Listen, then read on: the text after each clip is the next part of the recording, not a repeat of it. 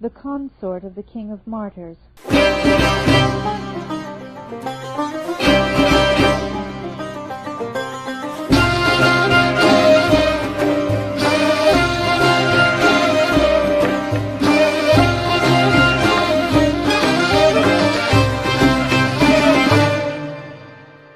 Among the women who came out of their homeland was the sorrowing Fatimi Begum, widow of the King of Martyrs.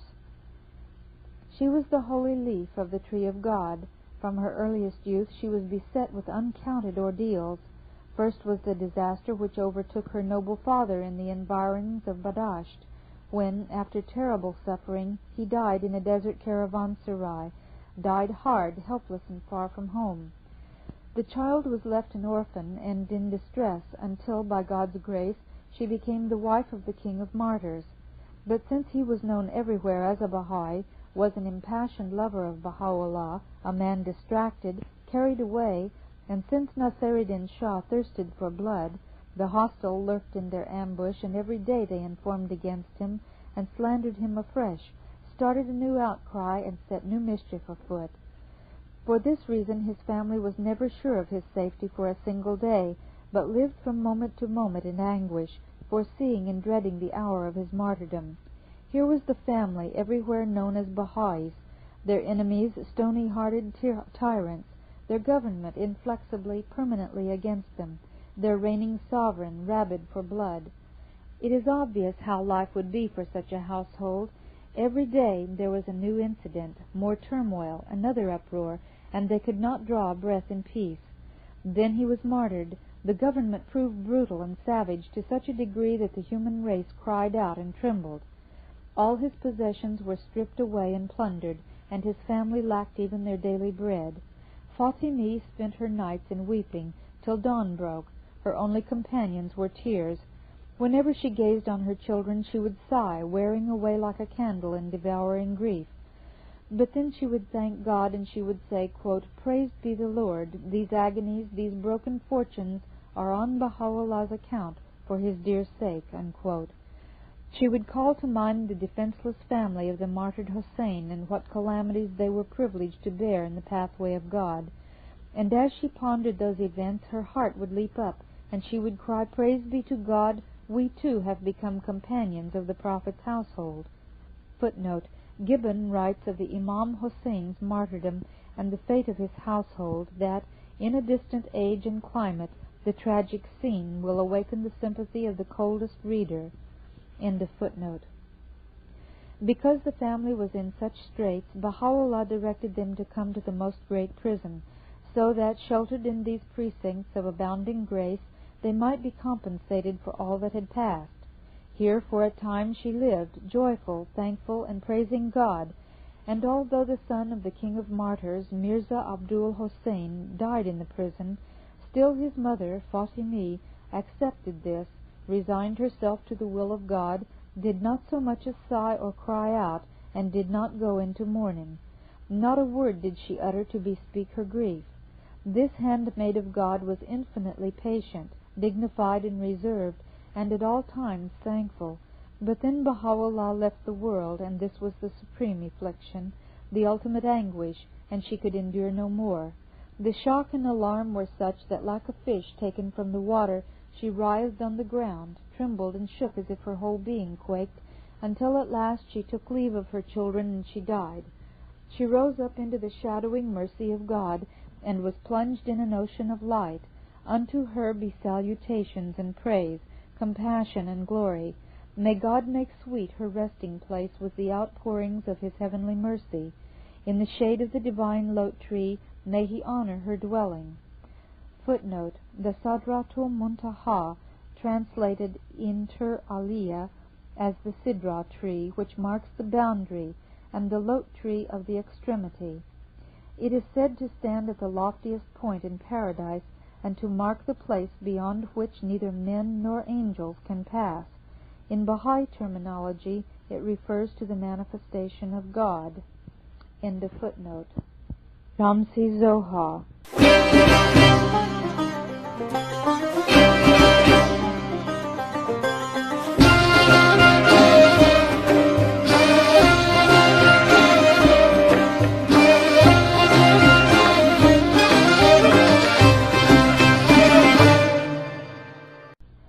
Khurshid Begum, who was given the title of Shamsu'd-Duhá, the morning sun, was mother-in-law to the King of Martyrs.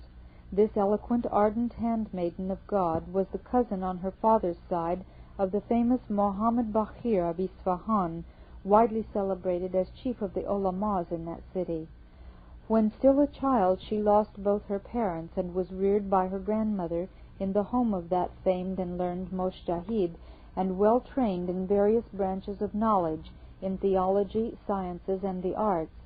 Once she was grown, she was married to Mirza Hadi-i-Nahri, and since she and her husband were both strongly attracted to the mystical teachings of that great luminary, the excellent and distinguished Sayyid Kashimi Rashti, they left for Karbala, accompanied by Mirza Hadi's brother, Mirza Muhammad Ali-i-Nahri.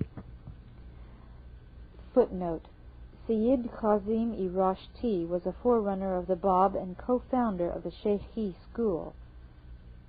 End of footnote. Second footnote: Mirza Muhammad Ali-i-Nahri. His daughter, at a later date, became the consort of Abdu'l-Bahá. End of footnote. Here they used to attend the Sayyid's classes, imbibing his knowledge so that his handmaid became thoroughly informed on subjects relating to divinity, on the scriptures, and on their inner meanings. The couple had 2 children, a girl and a boy. They called their son Sayyid Ali and their daughter Fatimi Begum, she being the one who, when she reached adolescence, was married to the King of Martyrs. Shamsu'd-Duhá was there in Karbala when the cry of the exalted Lord was raised in Shiraz, and she shouted back, "Yea, verily."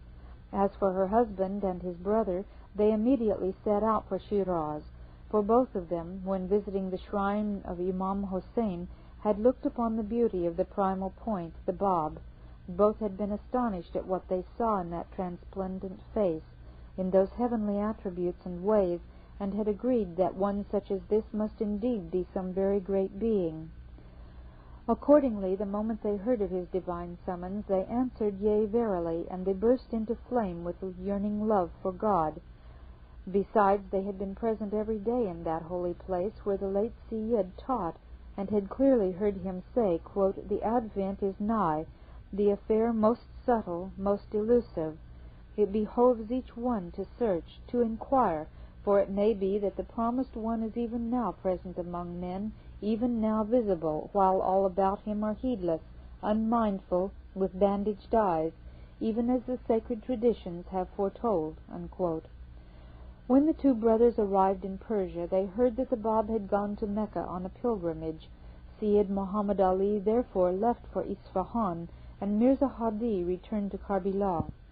Meanwhile, Shamsu'd-Duhá had become friends with the Leaf of Paradise, sister to Mullah Hussein, the Abd'u'l-baha. Through that lady she had met Tahireh, Qurratul Ain, and had begun to spend most of her time in close companionship with them both, occupied in teaching the faith. Since this was in the early days of the cause, the people were not yet afraid of it.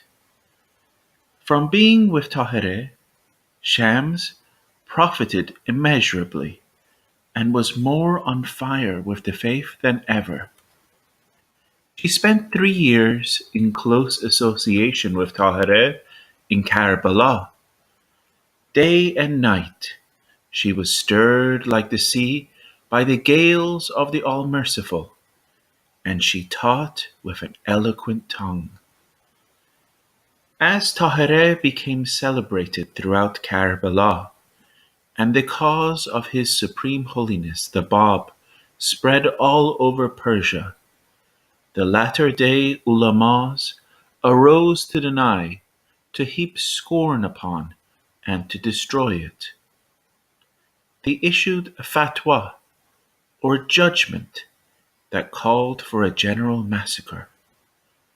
Tahireh was one of those designated by the evil ulamas of the city as an unbeliever, and they mistakenly thought her to be in the home of Shamsu'd-Duhá.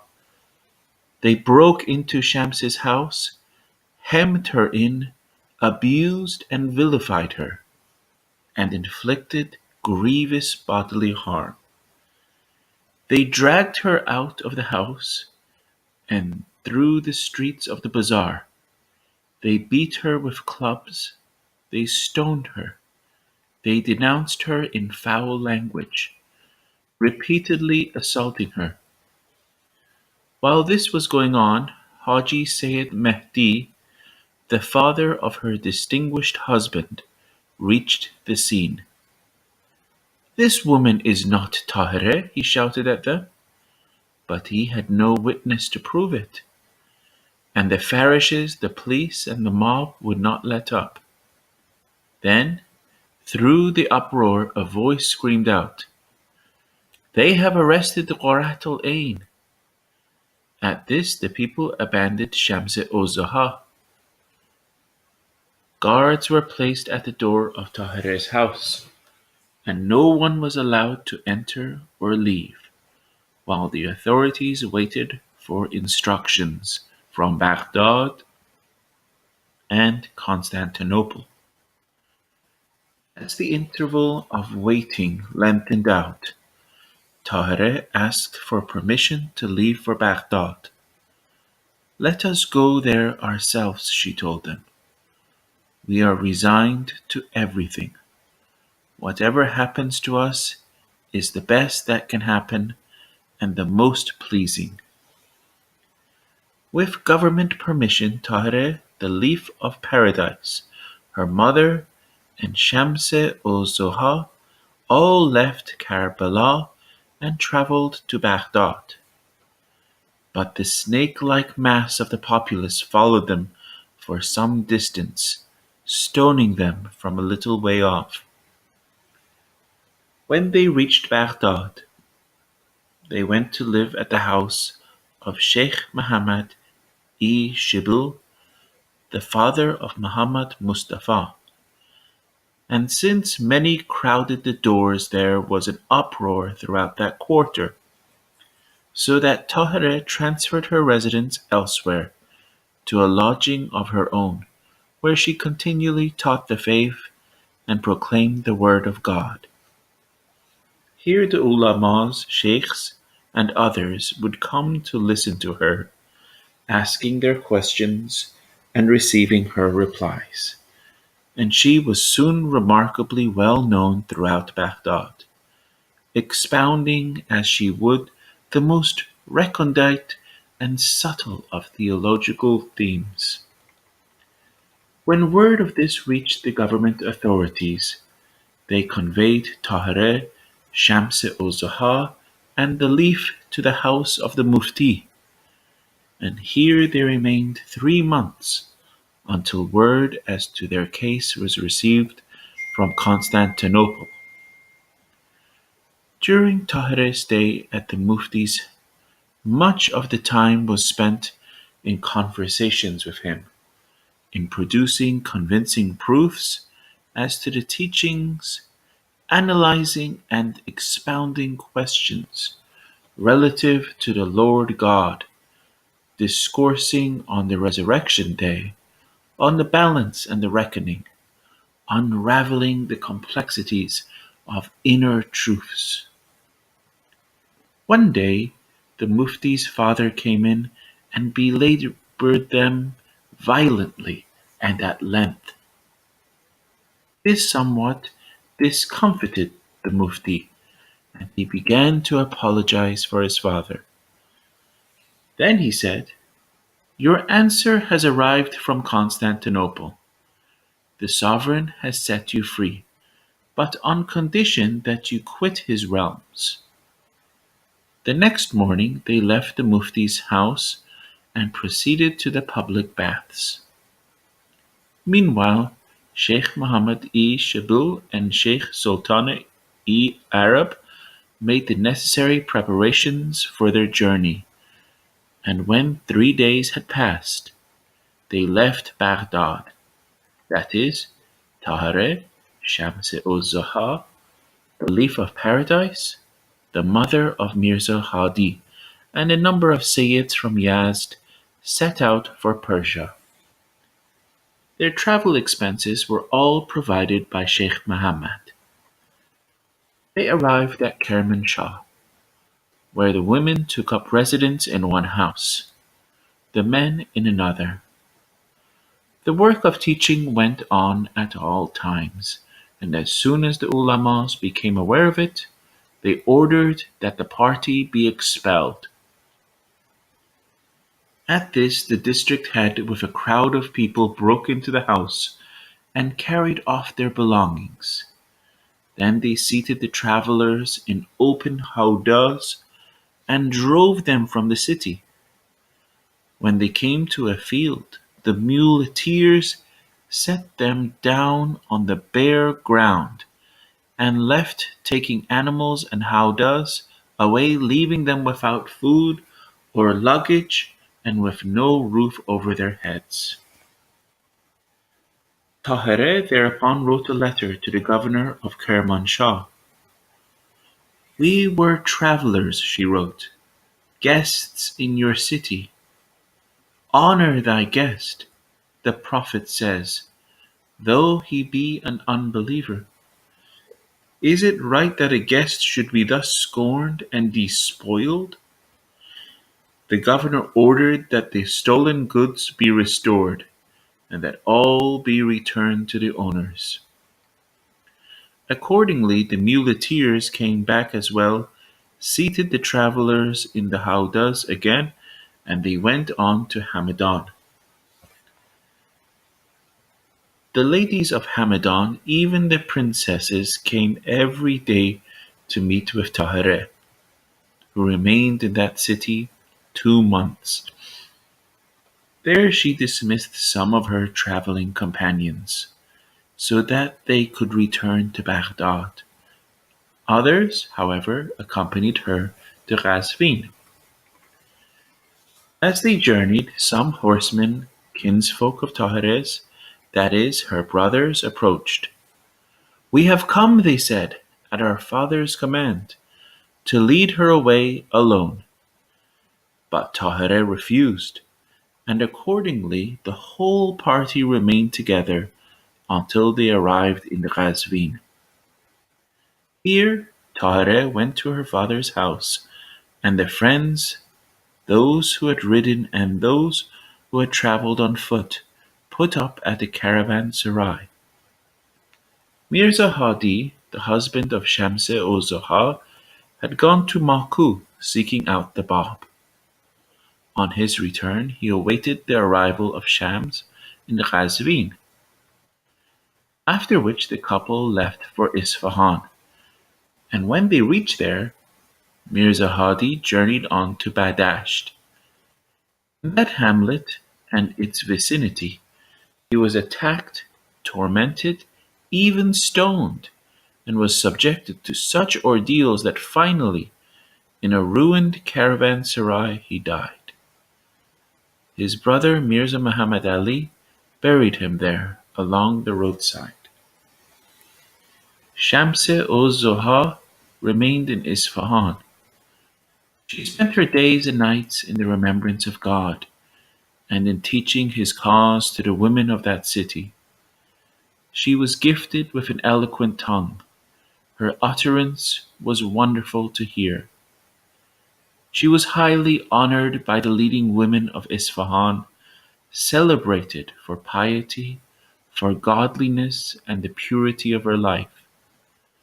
She was chastity embodied. All her hours were spent in reciting Holy Writ, or expounding the texts, or unraveling the most complex of spiritual themes, or spreading abroad the sweet savours of God. It was for these reasons that the King of Martyrs married her respected daughter and became her son-in-law.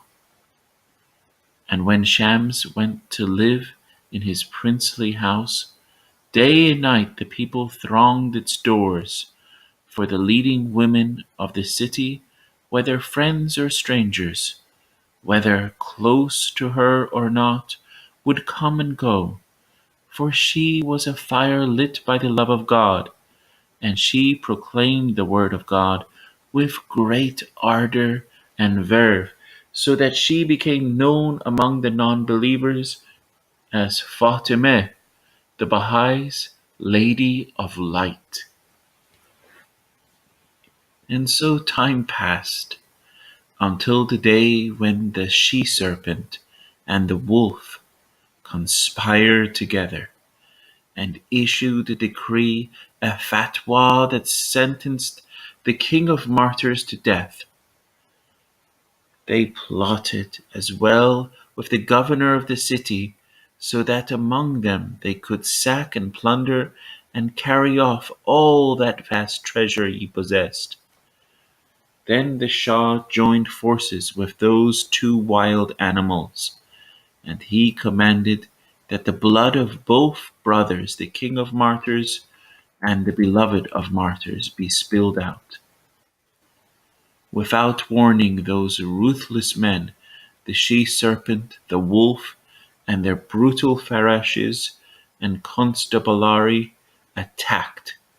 They chained the two brothers and led them off to prison, looted their richly furnished houses, wrested away all their possessions, and spared no one, not even infants at the breast.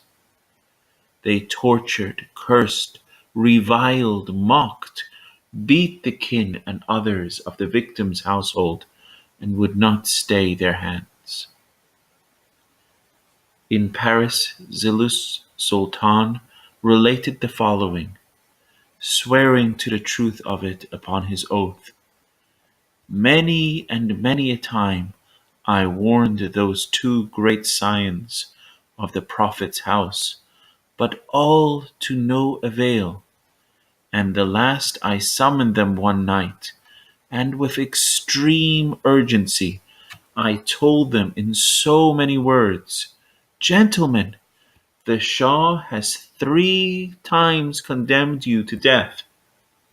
His farmans keep on coming. The decree is absolute, and there is only one course upon to you now. You must, in the presence of the ulamas, clear yourselves and curse your faith. Their answer was, Ya Baha'u'l-baha, O thou glory of the all-glorious, may our lives be offered up. Finally, I agreed to their not cursing their faith. I told them all they had to say was, We are not Baha'is. Just those few words, I said, will be enough. Then I can write out my report for the Shah, and you will be saved. That is impossible, they answered, because we are Baha'is, O thou glory of the all-glorious. Our hearts hunger for martyrdom, Ya Baha'u'l-baha. I was enraged then, and I tried, by being harsh with them, to force them to renounce their faith. But it was hopeless. The decree of the rapacious she-serpent and wolf and the Shah's commands were carried out.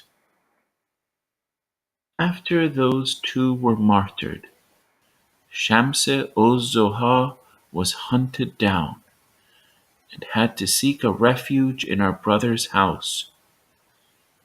Although he was not a believer, he was known in Isfahan as an upright, pious, and godly man, a man of learning, an ascetic who, hermit-like, kept to himself, and for these reasons he was highly regarded and trusted by all. She stayed there with him, but the government did not abandon its search, finally discovered her whereabouts, and summoned her to appear. The evil ulamas had a hand in this, joining forces with the civil authorities. Her brother was therefore obliged to accompany Shamsu'd-Duhá to the governor's house. He remained without while they sent his sister into the women's apartments. The governor came there to the door, and he kicked and trampled her so savagely that she fainted away. Then the governor shouted to his wife, "Princess, princess, come here and take a look at the Baha'is, the Lady of Light." The women lifted her up and put her in one of the rooms. Meanwhile her brother, dumbfounded, was waiting outside the mansion. Finally trying to plead with him, he said to the governor, "This sister of mine has been beaten so severely that she is at the point of death. What is the use of keeping her here? There is no hope for her now. With your permission, I can get her back to my house. It would be better to have her die there rather than here, for after all she is a descendant of the Prophet. She is of Muhammad's noble line, and she has done no wrong. There is nothing against her except her kinship to the son-in-law." The governor answered, "She is one of the great leaders and heroines of the Baha'is. She will simply cause another uproar."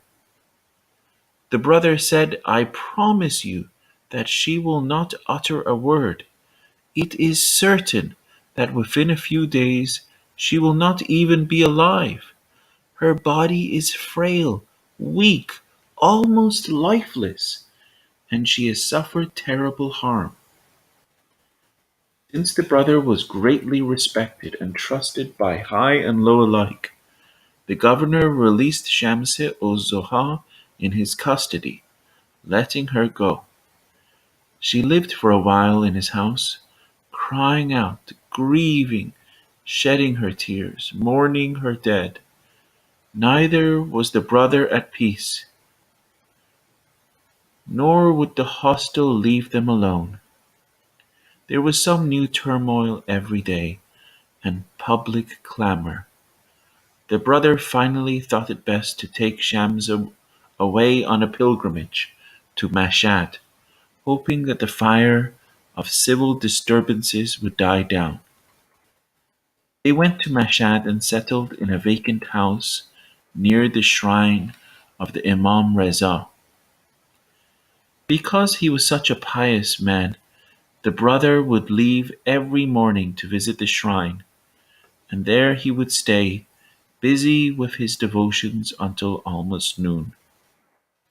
In the afternoon as well he would hasten away to the holy place and pray until evening. The house being empty, Shamsu'd-Duhá managed to get in touch with various women believers and began to associate with them.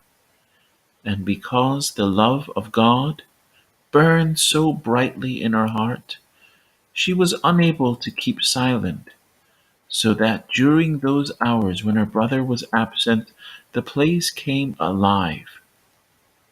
The Baha'i women would flock there and absorb her lucid and eloquent speech. In those days, life in Mashhad was hard for the believers, with the malevolent always on the alert. Even they so much as suspected an individual, they murdered him. There was no security of any kind, no peace. But Shamsu'd-Duhá could not help herself. In spite of all the terrible ordeals she had endured, she ignored the danger and was capable of flinging herself into flames or into the sea. Since her brother frequented no one, he knew nothing of what was going on. Day and night he would only leave the house for the shrine. The shrine for the house, he was a recluse, had no friends, and would not so much as speak to another person. Nevertheless, there came a day when he saw that trouble had broken out in the city, and he knew it would end in serious harm. He was a man so calm and silent that he did not reproach his sister. He simply took her away from Mashhad without warning, and they returned to Isfahan.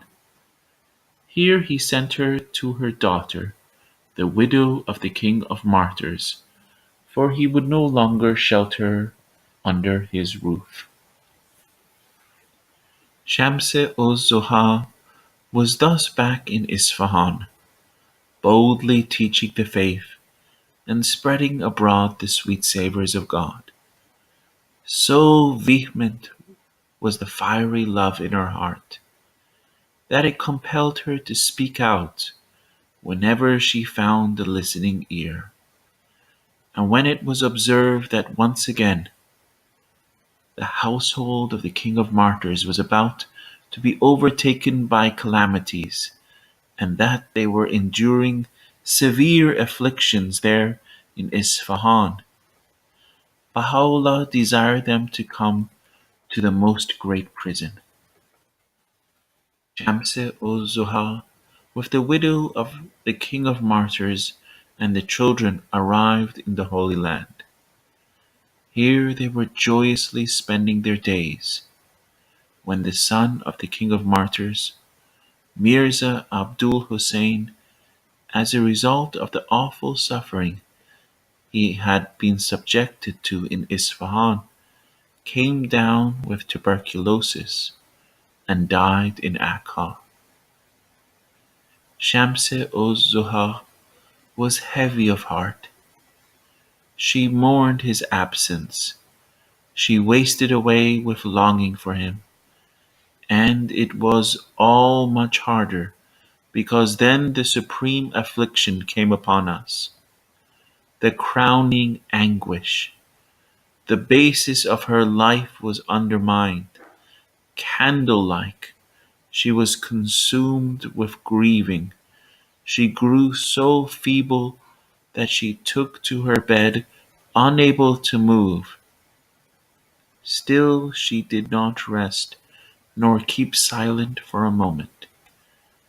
She would tell of days long gone, of things that had come to pass in the cause, or she would recite from Holy Writ, or she would supplicate and chant her prayers, until, out of the most great prison, she soared away to the world of God. She hastened away from this dust gulf of perdition to an unsullied country, packed her gear, and journeyed to the land of lights. Unto her be salutations and praise, and most great mercy, sheltered in the compassion of her omnipotent Lord.